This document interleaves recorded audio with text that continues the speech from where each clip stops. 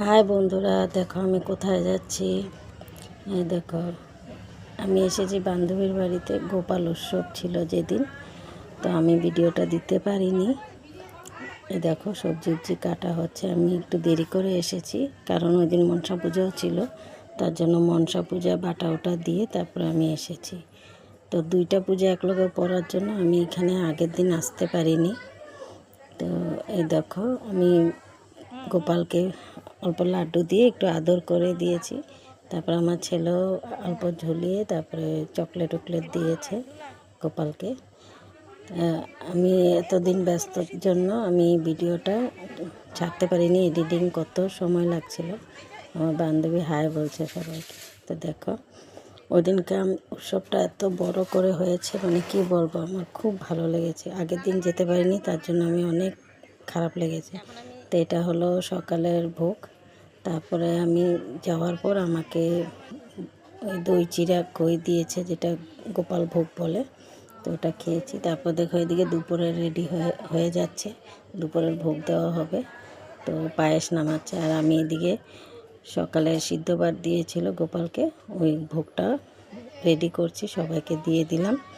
সবাই বসে বসে খাচ্ছে দেখো। তারপরে আমিও নিয়েছি অল্প, আমি অল্প খেতে বসে গেছি। ওই দিনকার খালি ভোগ আর এই ভোগ খালি। তারপরে এ দেখো সবাই মিলে বসেছে খেতে। তারপরে এদিকে দেখো রান্না হয়ে যাচ্ছে। তারপরে যখন সময় হয়ে গেল, তারপরে দেখো ভোগের থাল রেডি। তারপরে গোপালকে এখন ভোগ দেওয়া হবে দুপুরে। তখন প্রায় 1টা বাজে, মানে অনেক তাড়াতাড়ি করা হয়েছে, দিতে হবে দুপুরের ভোগ।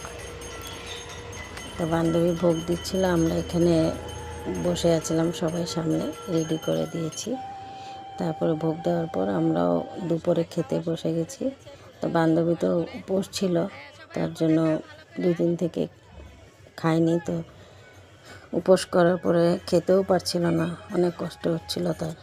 তা আমরাই অল্প অল্প খেয়ে নিলাম। তারপরে আমরা খাওয়ার পর গোপালকে অল্প গরম লাগছিল, তাই একটু বাইরে হাওয়া খাওয়ালাম। তারপরে সন্ধ্যার সময় দেখো গোপালকে সাজিয়ে নেওয়া হলো। আমি বসে বসে পুরি বানাচ্ছিলাম সবার জন্য, পুরি ঘুগনি। তারপরে কেক আনা হলো দেখো। এখন সবাই মিলে কি আগে আশীর্বাদ করবে সবাই মিলে। দেখো আমরা সবাই মিলে আশীর্বাদ করছি গোপালকে আশীর্বাদ করার পর, যেহেতু ছোট বাচ্চা, জন্মদিন, আশীর্বাদ করা হলো। তারপরে কেক কাটার পর সবাই মিলে